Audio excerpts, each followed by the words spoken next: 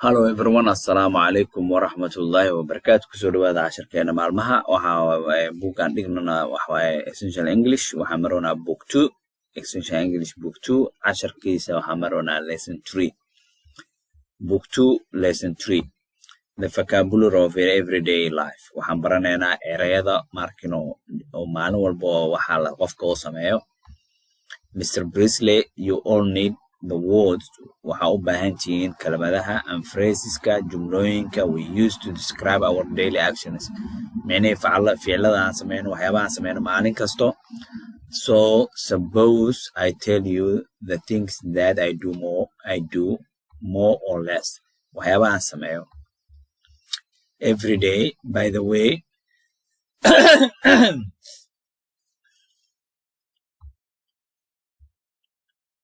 every day, by the way, which tense ought I to use for that all of maxaa igu qasaba marka jumlada isticmaala sentence-ka tenses-yaasha maalin walba waxa la sameeyo tenses-ka la isticmaala 12 tense mid kamid ah. So Olive wuxuu dhahay marka I think you ought to use the simple present tense ina isticmaashid waaye simple present tense ama every day. So Mr. Presley wuxuu weydiiyey why. So because that is the tense generally used for actions that are habitual or repeated. Yani wixii caadiyan markaa sameeyay wax caadi ah ama wax lagu celcelihayo oo markasta oo soo noqona every day kaasaa loo isticmaalaa oo dhahay marka Mr. Presley wuxuu dhahay marka very good waa hagaag waa aad u fiican tahay Olaf wiilka magaciisa. Now I will begin. Hadda waa bilaabaa. I wake at about 7 o'clock toddobadan kaca and then it is time for me to get up. Marka waxa waaye inaan kaco waaye markaas time to get up. I like a cold bath every morning. Marka qubays oo qabow inaan maalin kasta biyo qabow ku qubayso jecel. So I put on my dressing gown. Marka waxaan gashtaa wada khamiiskaasati so and slippers dacaskiisa and go to the bathroom musqushaan tagaa. The water feels very cold on winter. Biyaha qabow waaye xilliga oo qaboobaha winter morningka maalmaha marka subaxda. But I rub myself hard with a towel. Marka ani marka shukumaana isku xogaa oo dhaano and soon I feel quite warm. Marka shukumaana isku qalijiyo marka dan waa diiranaha I feel warm waxa waaye marka aad qabow dareemeen qanda. Essential English book magaciisa waaye. Then I shave waa xirtaa oo dhahay brush my teeth ilkeyga cadayda and wash my face wajigayga dhaqaa and go back to bedroom to dress. Marka qolka oo jiifka ku noqdaa si aan u libisto. I brush and comb my hair timeyga marka aan shaleeya waan brush gareeya. Take a clean handkerchief marka out of the drawer marka waxa waaye kana wajiga lagu tirtirto ama lagu siinsado and go downstairs hoos aan aadaa for breakfast quraac at 8:15 at 8:15 laba saac rubi. After breakfast quraacda kadib I sit waa fariistaa and read my morning paper journalka subaxdii oo akhristaa and smoke a cigarette cigar cabaa. Or in the summer I have a walk around my garden. Haddii summer taa xilliga kuleelahana jardiinka ku wareega beertiis. I go into my study at 9 o'clock. Marka qolkayga waxbarashada waxaan galaa 9:00 and meet my students there. Ardaydan la kulmaa and the day's work began. Maalinteeda shaqadana way bilaabataa. The day's work begins. Maalinteeda shaqada way bilaabataa saas ku bilaabataa. At 12:30 12 barka I have a break for lunch. Qada break oo wuxuu qabaa qado I usually have this at home. Gurigiisa ku qabaa but sometimes I go out for lunch. Banaanka qado aada marka qaarkood and have a chat with my friends before saaxiibadeen hawgaa la soo chat gareeya intaan bilaabin before beginning work again at 2 o'clock. So 12:30 ninkaan oo baxay ilaa 2 o'clock lunch break oo qabaa. I generally finish my work about 5 o'clock. Shantuu dhameeyaa marka shaqadiisa wuxuu dhameeyaa 5 o'clock. Generally finish my work at 5 o'clock. Then I have a cup of tea and biscuit. Marka casri waay marka shaagiisa iyo biskutkiisa. And in summer xilliga kuleelaha I spend an hour or so saacad camal in the garden. Beerta aan ku qarash gareeyo oo dhaa markay summer tahay xilliga kuleelaha.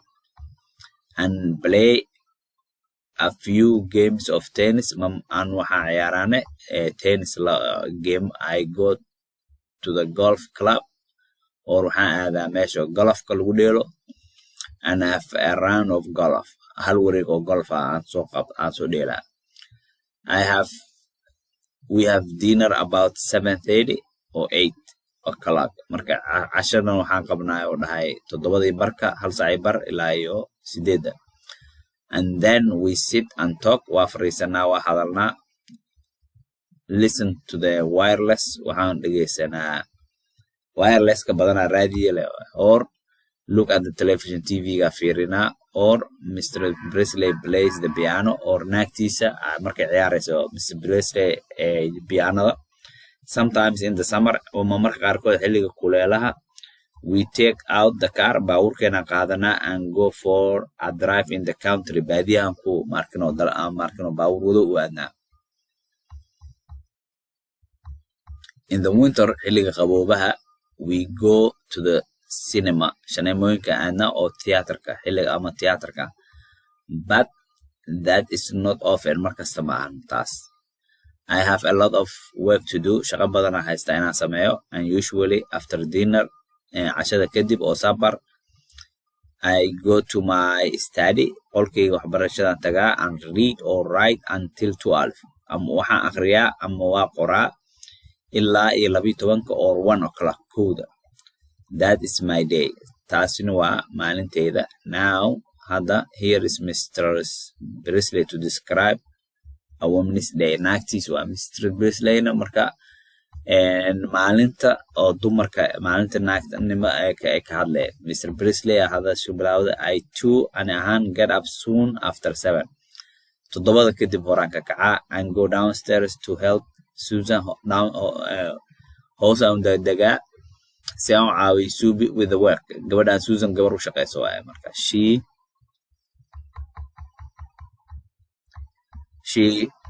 cleans out the stove. Waxay clean gareysaa meesha oo wax lagu kariyo and fills it up with coke. Waxay ka buuxisaa coke so that we get plenty of hot water all day. Maalintii oo dhan. Then she takes out the ashes from the sitting room. Markino dambastay ka qaadaa markino fireka and relays it with paper and sticks and coal. Marka waxay dib u dhigtaa hadana ulal iyo markino dhuxul. Then it is all ready to light. Diyaar waxay u tahay marka in la shido waay. The light and only needs a match to put on. Marka in la daaro taraq leh u baahan tahay match. While she is doing that, markay sameynayso taas I get the breakfast ready. Waxaan ka dhigaa quraacdan diyaariyaa. I put the tablecloth on the dinner room. Waxaan saaraa markino miiska marada miiska qolka oo lagu cunteeyo dining room table and put out the knives. Midooyinka soo dhigaa banaanka. Forkska, fargeetiyaasha and spoons, qaandooyinka and the cups, saucers, plates. Saxamada wax lagu qaadaa biyaatayaasha dhan meesha soo dhigaa idhaadana.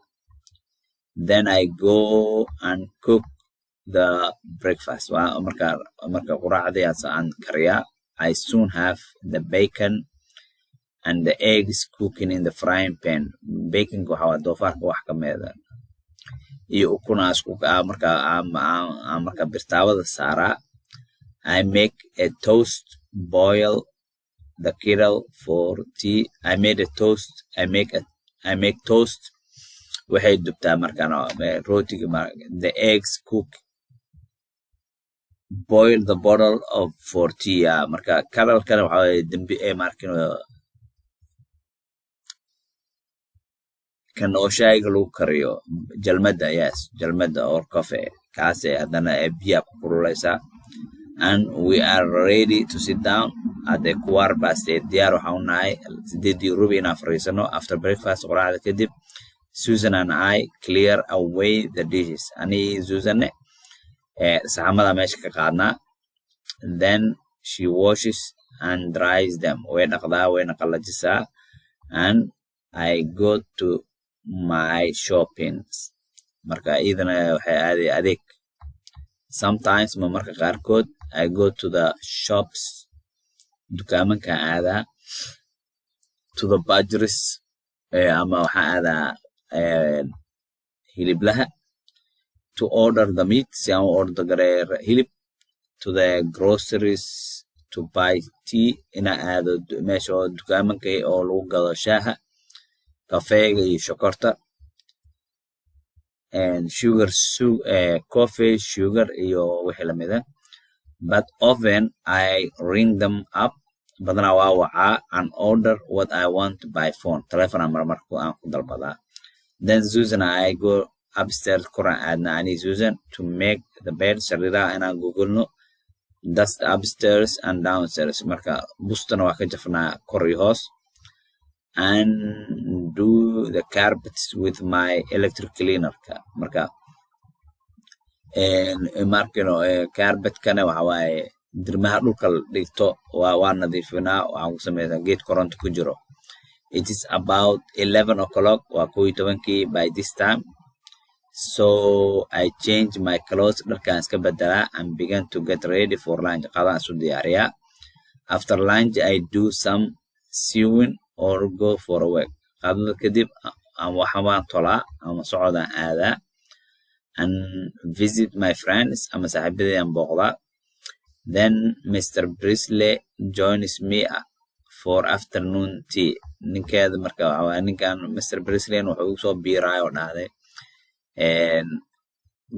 galbi ma shayga la cabaayo.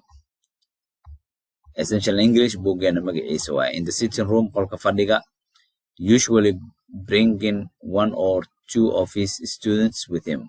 Hal ama laba arday oo keenaa. We have bread and butter cut thin. Waxaan haysanaa rooti iyo subag, jam or honey, marmalaato ama malab, or cakes and biscuit. My husband has already told you how we spend our evening. Ninkayga idiin sheegay sidaan u qarash gareena fiidkeena in summer: tennis, golf, or a drive in the car. In the winter, music, cinema, a concert, sometimes dinner or in town or a theater afterwards. Sometimes in fact, very often we just have a quiet evening at home. Marna gurigeena iska joognaa. Waxaan dhan ninka soo waxoo sheega waaya. You see, John is at university. Waa ogtihiin inuu jaamacad jiro John, and Margaret is now at the boarding school. Gabadhoodana waxa waaye college ay ku jirtaa, meesha oo iskoolka la seexdo. Boarding school waa iskoolka la seexanayo.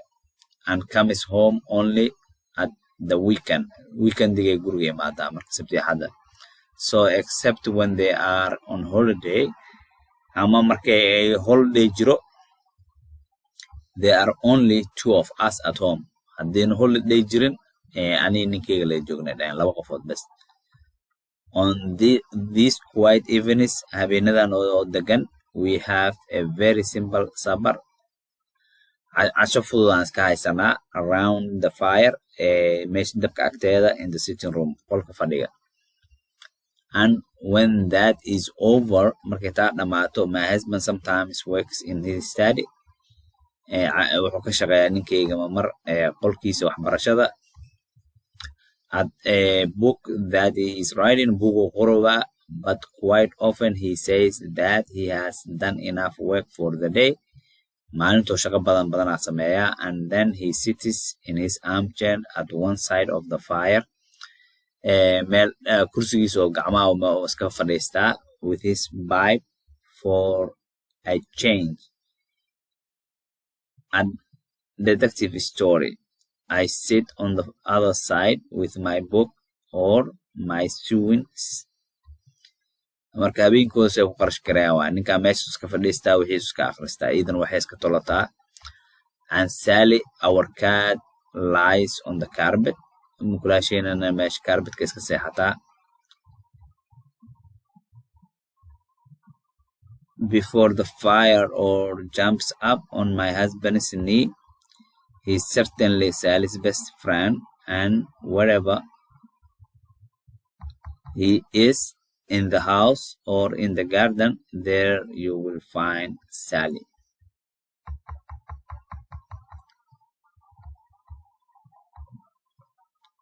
And when the wind is blowing through the trees outside and the rain is beating on the windows, our warm farm seems warmer. marka oo dabeel jirto oo kuleel oo roob da'ayo marka dabkeena shidan waxa waaye qandaca oo sii dareema waa kuleelaa laga sii fahma and more cheerful than ever. marka micni uuna sii waa farxad badan yahay. And I often think that these quiet evenings are the best evenings of all. habeenadan degan waa habeenada ugu fiican. Pronunciation drill. Belong, familiar, detective, electric, biscuit, decorate, detective, kettle, plenty, gust, grand, Mary, ashes, handkerchief, chime, brush, honey, cousin, club, rub, game, decorate, break, lay, blow, cold, cook, comb, grocer. So waxaan soo gaarnay exercise-ka adinka ardada laga rabaa. Exercise is for students. Use the following words in sentence. kelmadahan inta jumla geliya waa kana. Sleep press ka bilaabanaya bida ku dhamaanay 15 waay 15 sentence ardada laga rabaa. Number 2, put in the words omitted. kelmadaha laga tago omitted meelaha banaan buuxa mala. In the following, the sentence are all in the piece you have just read. waxaa soo akhrisa le waay waa cashar ku soo aragna waay mee wix ka maqan lagu buuxiyo.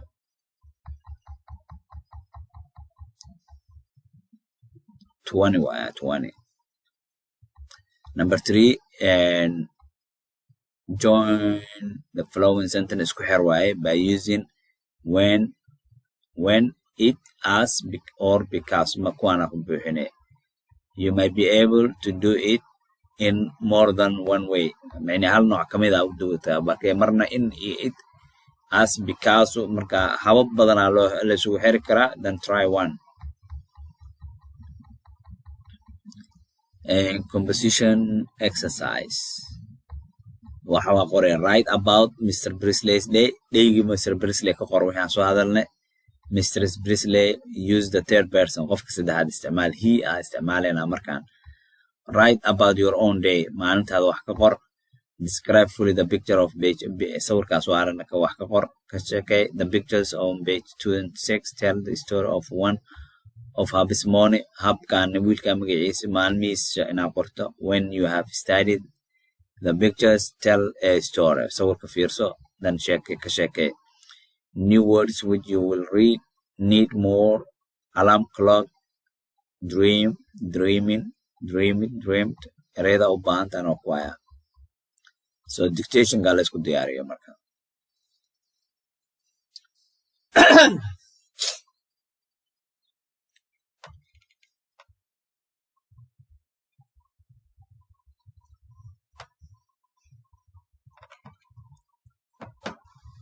Dictation. Habis day. Hub wakes at 8 o'clock in the morning and gets up at 8:30. He does not have a cold bath. He just washes his hands and face and brushes his teeth if he remembers. Then he goes downstairs for breakfast. He eats lots of eggs and bacon and toast and he drinks 3 or 4 cups of coffee when he has finished his when he has finished breakfast. The day's work begins. He walks around to Mr. Brisley's house. He's often late. He shows Mr. Brisley his homework, if he has done any, and it's usually full of mistakes. He is glad when it is time for lunch.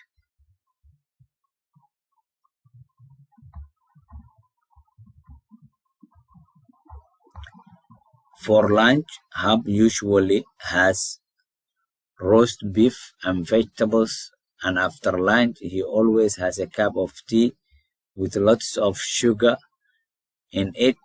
Sometimes he sits in an armchair and reads the newspaper or a detective story, and sometimes, but not often, he does his work for Mr. Brisley in the evening after a tea of bread, butter, honey, and cakes. Hub likes to watch television in front of a fire at Mr. Brisley's, or to visit other friends and tell them his funny stories. casharkeena maanta waa naga intaas. Assalaamu calaykum waraxmatullaahi wabarakaatu.